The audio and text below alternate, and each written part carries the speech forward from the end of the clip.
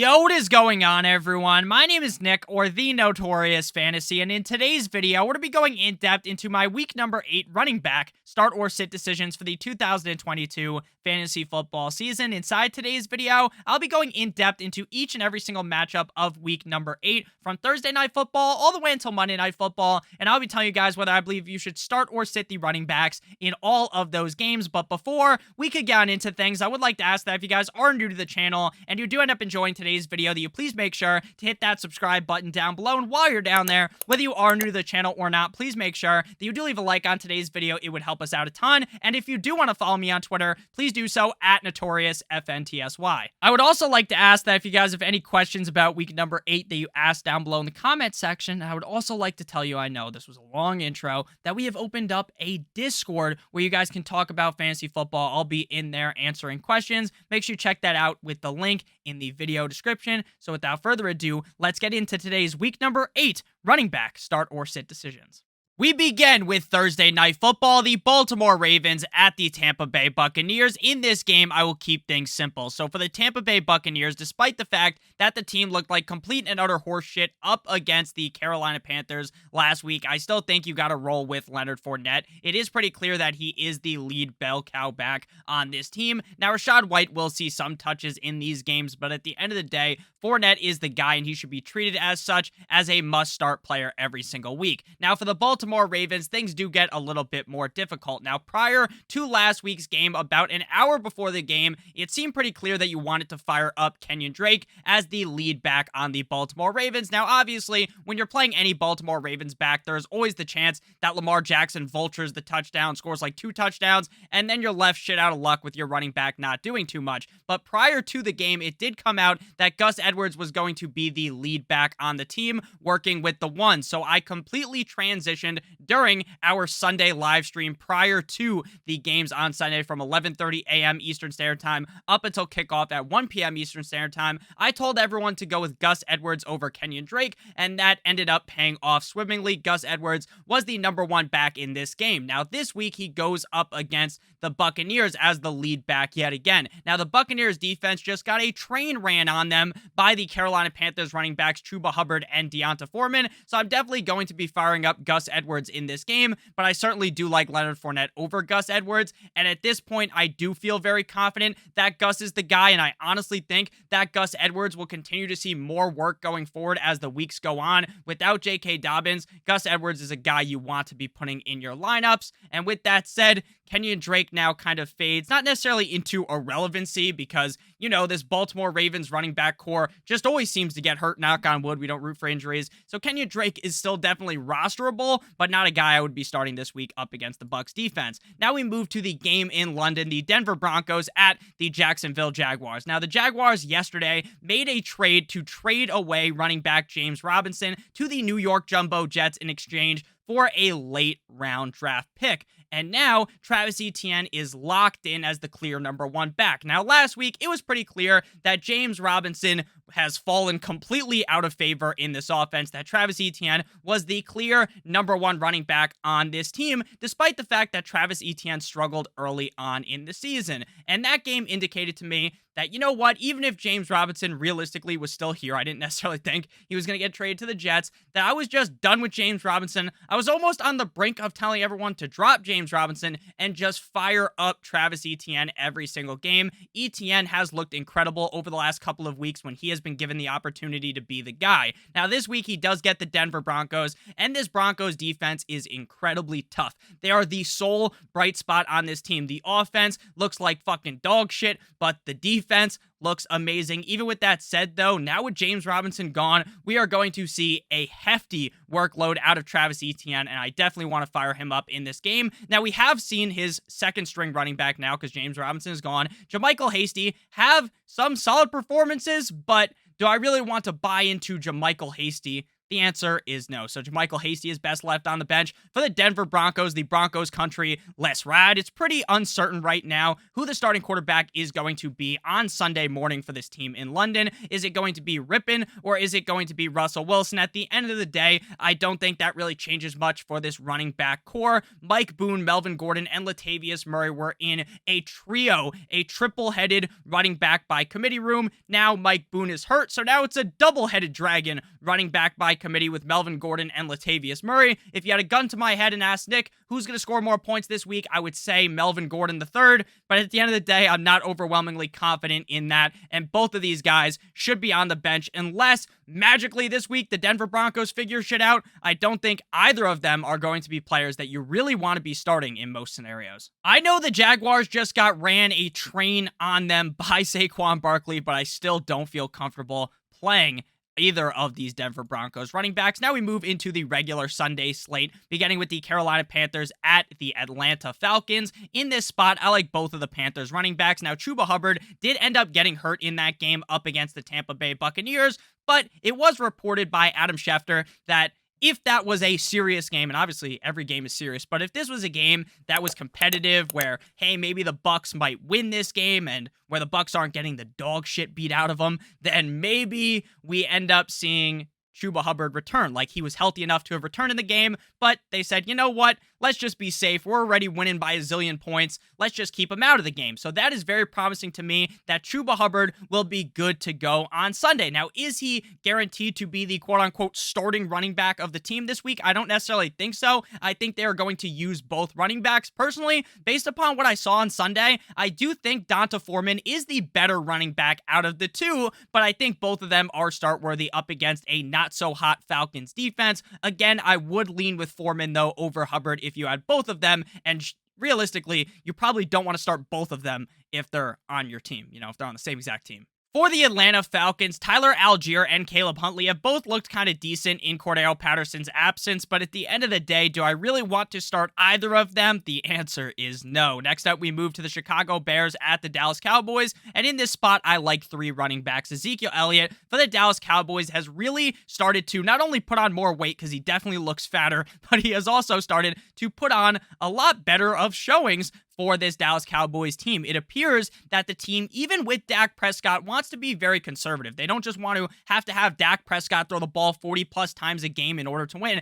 They want to run the rock down the throat of the defense. Now, the Bears just came off a great showing up against the Patriots. Ramondre Stevenson had a solid showing in that game without a doubt, but the Bears defense ultimately stepped up in a big way. I don't think that will be the case up against the Dallas Cowboys, and I love Ezekiel Elliott in this matchup, despite the fact, Nick, you've made fun of Zeke for weeks. I know I made fun of him, but they keep feeding the man the ball. He is getting a huge workload in this offense. I love Zeke up against the Bears. Now, Tony Pollard is kind of the lightning to Ezekiel Elliott's thunder. Now, realistically, if I was the person that was making the personnel choices for the Dallas Cowboys, Tony Pollard would be the lead back, because when you give Tony Pollard the ball, crazy shit happens. Tony Pollard could take the ball to the crib from 80 yards out, whereas Ezekiel Elliott is not going to be able to do that. Tony Pollard is a much more explosive player, and in my opinion, is a better running back than Zeke. But at the end of the day, I don't make the decisions. Mike McCarthy and Jerry Jones make the decisions. So right now, Zeke definitely I want to be starting. Tony Pollard's kind of a fringe starter, but this matchup is interesting up against the Bears. Now, the Bears are kind of in a similar situation where they have two running backs that are pretty good, and in my opinion, it almost seems like Khalil Herbert might be a little bit better than David Montgomery, but the team wants to hinge on using David Montgomery. They continue to use him as the lead back, even when he doesn't look as effective as Herbert. With that said, as the Dallas Cowboys defense is pretty good against the run, I don't think you want to be rolling out both Chicago Bears running backs here, and we'll just lean with David Montgomery. Next up, we move to the Miami Dolphins at the Detroit Lions, and here I like Raheem Mostert of the Miami Dolphins. Raheem Mostert ran aggressively down the throat of the Pittsburgh Steelers defense, and it continues to boggle my mind as a Miami Dolphins fan why Mike McDaniel continues to want to use Chase Edmonds. Chase Edmonds is about as useful as trying to fuck with a condom that is broken in half and trying not to have a child, okay? It is absolutely useless. Raheem Mostert is clearly much better at running and catching the ball. Now, maybe, just maybe, Chase Edmonds is better at pass blocking, and that's all fucking fine and dandy. So why on third down and then on fourth down, after he fails to get a first down on third down, do we go with Chase Edmonds? Mike McDaniel, give your head a shake, pal. That's not how things work. Stop giving the ball to Chase Edmonds. Raheem Mostert is clearly the guy.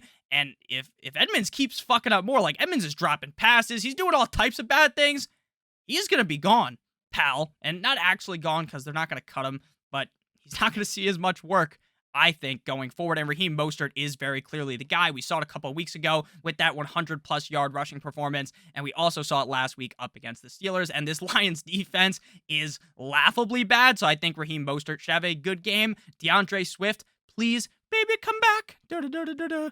Please, DeAndre Swift play this week for, I knew he was probably going to miss last couple of games, but last week it felt like I was kicked in the cock with cleats that are made of spikes at the bottom, because it was, and all cleats have spikes, but very pointy spikes at that. It really hurt me because I thought DeAndre Swift was going to play, and DeAndre Swift's upside when healthy is top 5 running back in fantasy football. The Dolphins defense is not the best up against the run. They have kind of turned things around slightly, but still not amazing against the run. I think DeAndre Swift will have a Thanksgiving level feast if he is the starting running back in this game.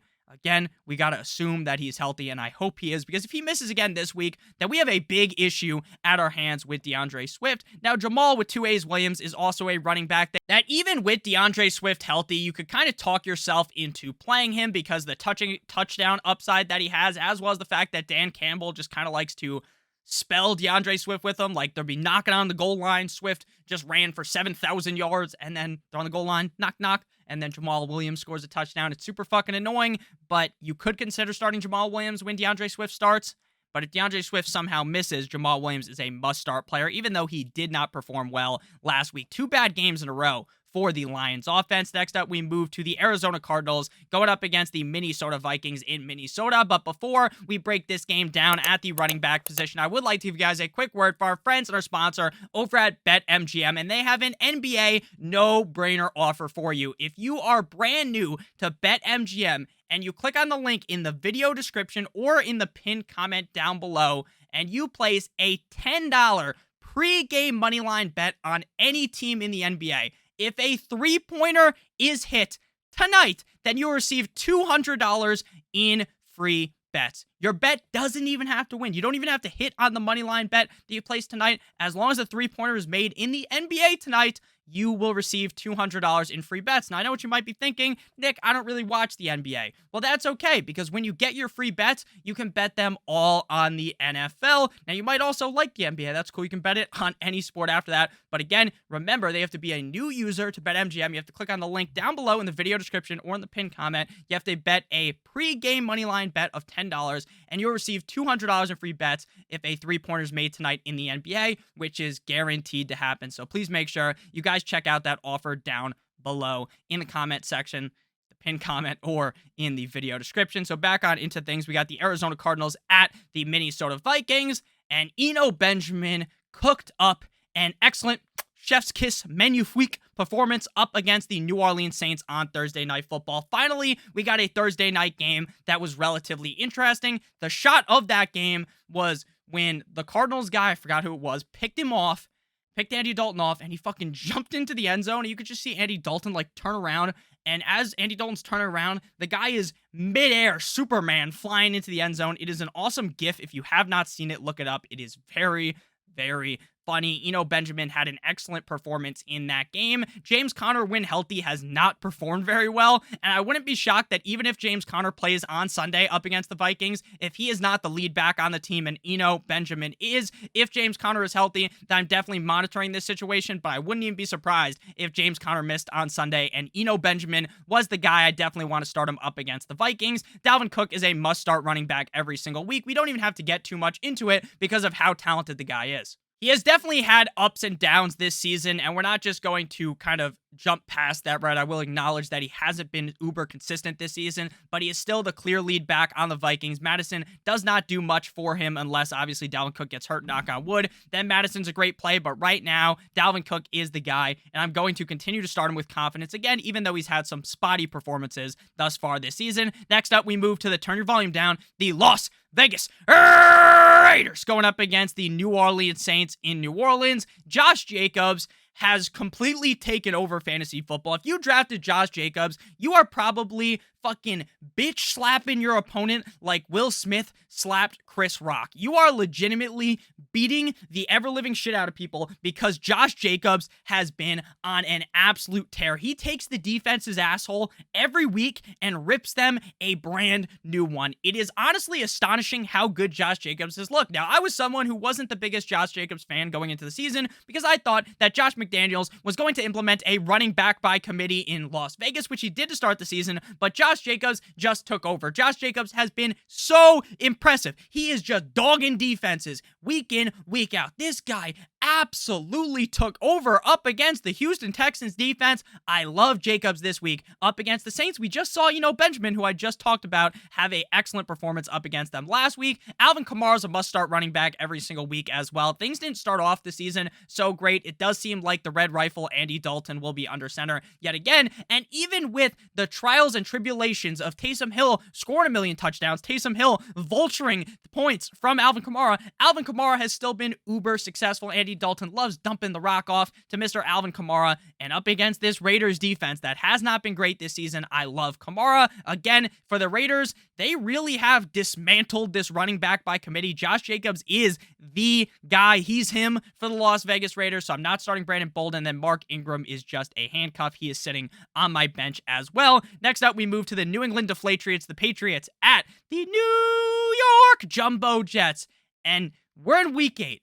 Who in their right mind would have thought that the Jets have a better record than the Patriots in week 8? Now, I was someone who didn't think the Patriots were going to have all that great of a year to begin with, but this Jets team has really shocked me. Personally, I know it shocked a lot of people just how good they are up to this point in the season. Now, this game would appear to be, on paper, the classic Jets letdown spot. The Jets have been on fire. Everyone's sucking them off, giving them the Gawk Gawk 9000, and then they have a supreme letdown spot up against an AFC East rival in the Patriots. But I thought the exact same thing when the Jets played my Miami Dolphins. Now, I know they didn't have Tua, but I thought the Jets were going to let down there, and they just stomped all over us. So, with that said, James Robinson has now been traded to the Jets, and by the time we get to Sunday, I think we will have a good idea on the workload that James Robinson is going to have. Is James Robinson going to be the clear number one running back this week, or are we going to see Michael Carter kind of take over as that guy? And then as the weeks go on, then James Robinson becomes a must-start running back, because with how Breece Hall was running, I know Breece Hall is one of the better running backs in the league. James Robinson isn't necessarily, but we saw the first couple weeks of the season, James Robinson has the juice, shout out to O.J. Simpson, to be a great running back in the NFL. So this week, I'm going to tout James Robinson as the start, but this is something to monitor. You don't just set your lineup, fucking lock it, and throw away the key on Tuesday when you're watching this video, or maybe on Wednesday.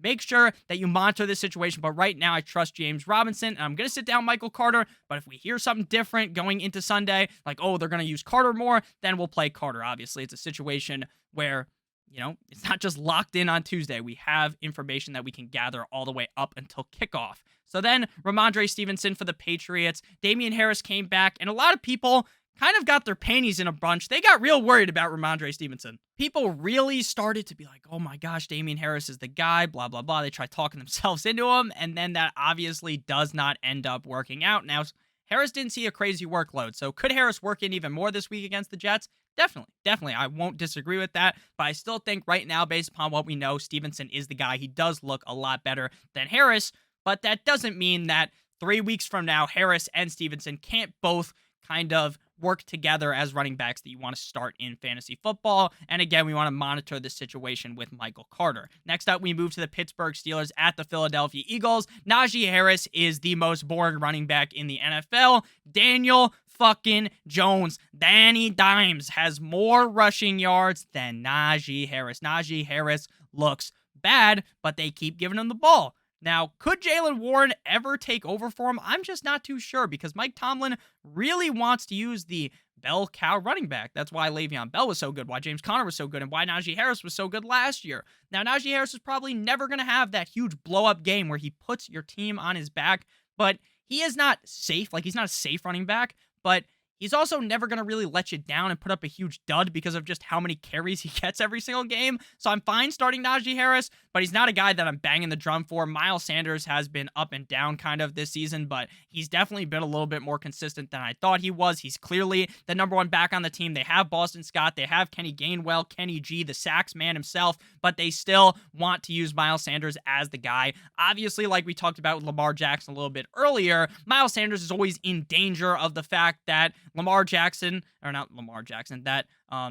Hurts just runs in a touchdown or two, kind of like how Gus Edwards has that same problem potentially with Lamar Jackson. But at the end of the day, I still want to roll out Miles Sanders up against the Steelers, who just got butt-fucked by Raheem Mostert. Next up, we move to the Le Titans going up against the Houston Texans, another one where you got to keep things simple. We are officially entering Derrick Henry season. Once it starts getting a little bit cold, now this game's in a dome in Houston, so Nick, that's stupid, but you get what I'm saying, right? Once it gets cold, it's harder to tackle Derrick Henry. This is when Derrick Henry really starts to take form because the defense has now played 7 games on the other side of the ball, or 6 games, whatever, if they had a fucking bye. You get what I'm saying, okay? The defense is tired, they're beaten, they're battered, and now Derrick Henry takes advantage of them.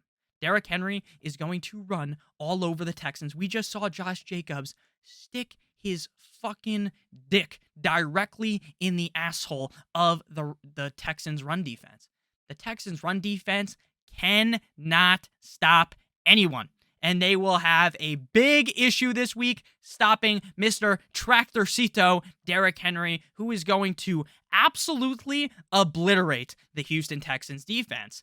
With that said, Derrick Henry does have backups. There are other guys that touch the ball, but they're not very valuable in fantasy football. And now Derrick Henry himself has even been catching passes. Shout out to Derrick Henry. I thought the day would never come. Hallelujah. Where Derrick Henry was catching passes. Dameon Pierce is going to be a starting running back for me as well. He has been incredibly reliable outside of the beginning of the season where they tried using Rex Burkhead a little. Dameon Pierce has just broken out as the clear number one back on the team, despite the fact that the Houston Texans offense as a whole has been pretty much basically described as complete and utter dick cheese. Dameon Pierce has still been very solid game in and game out, and I'll rely on him up against the Texans, or up against the Titans this week, obviously. He's on the Texans. Rex Burkhead has, he kind of had his chance at the beginning of the season, but that time is closed. The door is closed. It's officially, but it's always been Dameon Pierce season. Next up, we move to the Commanders at the Colts. We have backup quarterback versus backup quarterback. I'm surprised the Jets don't get to play one of these teams because they always play backup quarterbacks,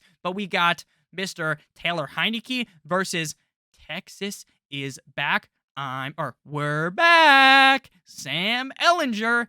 Jonathan Taylor comes back last week, and I told everyone, I'm playing Jonathan Taylor, but I don't expect much because this Colts offense has not been good. The offensive line, they started to figure things out a little bit, but the offensive line basically executed Matt Ryan.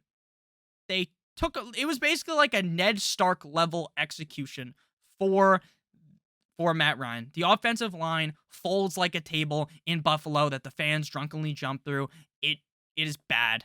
It is bad. And Jonathan Taylor, I think he'll be fine. Like, you're still going to play him. He still has that same upside that he's always had. But is he the same? Is he a guy that I'm super comfortable? Am I super comfortable playing every week? The answer is no, but you still got to roll him out there. Backup Naheem Hines is a sit. And then we got the Commanders. If I have to start one, Robinson or Gibson, I'm going to say Robinson. But Gibson's worked through this adversity, right? Like, Gibson looked like shit to start the season. And then out of nowhere, Brian Robinson appears as the starter. And now Gibson is just amazing. Robinson's still the guy there, though. But the fact that they use Gibson so much really just kind of sways me away from Robinson, especially since he's super touchdown dependent, since he does not really catch many passes. Next up, we got the 49ers at the LA Rams. In this one, we're going to be firing up Christian McCaffrey. Now, going into last week's game, it was pretty obvious that Christian McCaffrey was not going to be given a full workload. We already knew that. He got traded to the team. He showed up on Friday, played in the game on Sunday. Obviously, he's not going to see a full workload. And maybe this week up against the LA Rams, maybe they don't fully ramp him up to the max. But what I do know is that he's going to see significantly more work than last week, and they wouldn't have traded for Christian McCaffrey to use Jeff Wilson. They traded for him because he is one of the best bell cow running backs in the NFL. And this guy, maybe not this week. This week, maybe he doesn't smash against the Rams. Maybe he isn't given as many carries that I think he could. But I know going forward, after at least this week, he's going to be a guy that's a top 5 running back in my rankings every single week. The Rams defense going into the season I thought was tough, and they're basically Charmin fucking ultra soft. The defense sucks ass compared to what I thought they would be. They're still decent though, so McCaffrey might struggle slightly, but I still think he finishes as a top 12 back. Jeff Wilson Jr. is now his backup. If there was a way you could have talked yourself into playing Jeff Wilson last week, you did the mental gymnastics, that made sense at least, right? You could have at least talked yourself into Jeff Wilson last week. There's no way I'm talking myself into him this week. Cam Akers wants to leave.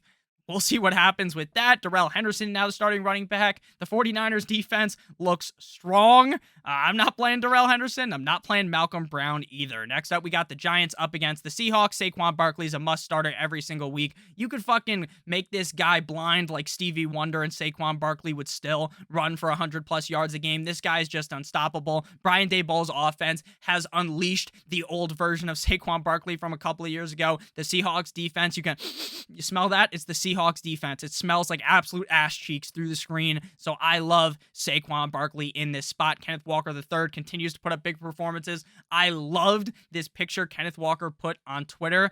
There was a Chargers fan giving him the double birds, flipping him off. And then you just see him. He kind of looks like he's about to flip her off too. It was a very incredible picture, very moving for me. The Seahawks offense has looked really good. The defense is not so hot, which is why we like Saquon Barkley. But to be honest with you, it doesn't matter about the defensive matchup. I'm playing Barkley. Walker has been incredible. And I'll admit it, I was not someone who was super high on KW the third. I really thought Rashad Penny was going to be the guy. And you know what? Maybe I could take solace in that, because I actually do think Penny would have been the guy all year if he didn't get hurt. But now he's hurt, and Kenneth Walker's clearly the guy. And man, this Giants defense is in for a rude awakening up against Kenneth Walker. Matt Breida is a handcuff, as is DJ Dallas, so they're going to be on your bench. Next up, we got the Packers going up against the Bills. Aaron Jones has a solid game last week up against the Commanders. A.J. Dillon, pal, I'm sorry. And I'm not sorry because I didn't really advise anyone to draft him. I'm just sorry because I know some of you guys did draft him. Or girls, and now you're stuck in the situation where you're like me. I have him in one of my leagues. I didn't even want to draft him. He just kept falling. Where he was going in drafts was absurd because he was the number 2 back on the team. And I know, Nick, the Packers still try to use him. They try to use him. Jones is clearly the guy. If the head coach of this team, the Packers, has any bit of a fucking brain, what this guy would do is say, hey, let's stop running plays out of the shotgun. Let's just hand the ball to Aaron Jones 7,000 times. Let's move the ball up the field and let's win the fucking game. We need to stop doing all this bullshit. We don't have Devontae Adams anymore. We need to establish the run. We can win games like that. They could have easily beaten the Commanders if they just tried to establish the run, and they don't do it. They don't do it. Aaron Jones could be in for a big spot here against the Bills. I don't love the spot here on Sunday Night Football because the Bills' defense is tough, but I definitely feel way more confident, miles of confidence ahead of A.J. Dillon. And now that I've said that, Dillon's going to perform like he did in Week 1 and just have a feast all over the Bills, but I don't think so. Devin Singletary's start-worthy. He started to see a little bit more volume against the Chiefs last week. They were on bye, but I still don't know how much I want to buy into Singletary because the problem with the Bills is not that they kick the shit out of teams. That's awesome. But the problem is that they don't let off the gas of passing. They just, oh, we're up 24? Let's throw another touchdown. Oh, we're up 30-something? Let's throw another touchdown. They're never like, oh, we're up by a zillion. Let's hand the ball off. Let's keep this safe. Let's get out of here. No, they're like, let me just continue to beat the dead horse of the opponent. Let's just fucking metaphorically teabag the defense into submission by just throwing the ball a million times. And sure, it's fun to watch. I agree. It's awesome for Diggs. It's awesome for Davis. But it sucks for Devin Singletary. The backup, James Cook, has shown some promise. But let's be honest, until he puts up like a really big game, there's no way I'm putting him in my lineup. And then final game here, we got Monday night football. 9-inch Nicholas Chubb has been a bit of a letdown over the last 2 weeks, but I'm not going away from him considering the fact that he literally looked like the best running back in the NFL for the first 6 weeks of the season. I'm not panicking too much up against the Bengals. I think he gets the ball, and I think it could potentially be a huge positive for Chubb's fantasy football value if Kareem Hunt ends up getting traded at the deadline. Joe Mixon's a must-start running back as well every single week. The guy gets a lot of carries. He has not been as effective, but the Bengals' offensive line has been a huge step up from the first couple of weeks. The first few weeks, it was a turnstile of an offensive line. Recently, they've kind of started to click, so I like Mixon and Chubb. P. Ryan has looked pretty good, but Mixon's still the guy, so P. Ryan's best left on the bench. And then Kareem Hunt was a guy going into the season that I didn't love to draft, but if I drafted him, it was like, oh, you know what? He's a guy that's on my bench. Some weeks in positive matchups, I'll play him against as the flex, right? Oh, he's going up against the Bengals. This could be a high-scoring game. They'll use more Kareem Hunt. But instead, Kareem Hunt doesn't do shit. He has been pretty not very good this season. Like, I understand why you still hold him because he might get traded. But if he doesn't get traded, in some leagues, honestly, I might just consider cutting him at this point. So thank you guys all so much for watching. If you did end up enjoying, make sure to hit that subscribe button down below as well as that like button. It would help me out a ton. If you do want to follow me on Twitter, please do so at NotoriousFNTSY. And make sure that you guys join our brand new Discord. Link down below in the video description. Make sure you guys check that out. Make sure you check out BetMGM as well. Click the link in the video description to activate that offer. Bet $10 any pregame moneyline bet in the NBA tonight, and you'll win $200 of free bets if any team hits a three-pointer in the NBA, which is a lock. I love you guys so much. Have a great rest of your guys' day. And as always, good boy.